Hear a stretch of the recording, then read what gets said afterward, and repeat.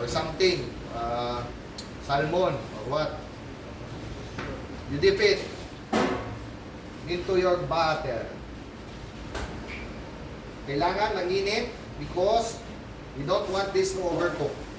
Then, we will put it in the deep fryer. Once it's in the deep fryer, with your squeeze bottle, you garnish it like that. Some Japanese chefs, of course, they will do it like this. Di ba? Eh dahil refined tayo, we will put it like that. So, you can even pick it up and then put it like that. So, Chef Norbert wants it. May mga tangkay-tangkay. Namong tangkay, better. He likes it.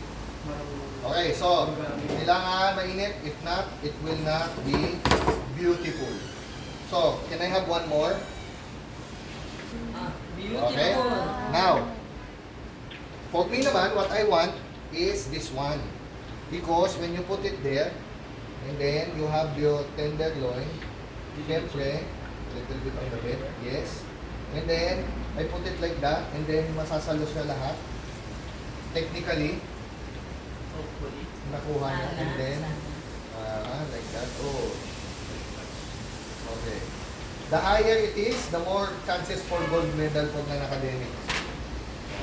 But that one is very good.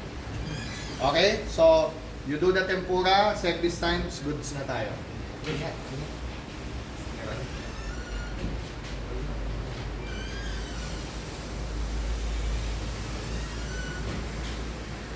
Yes, more. Don't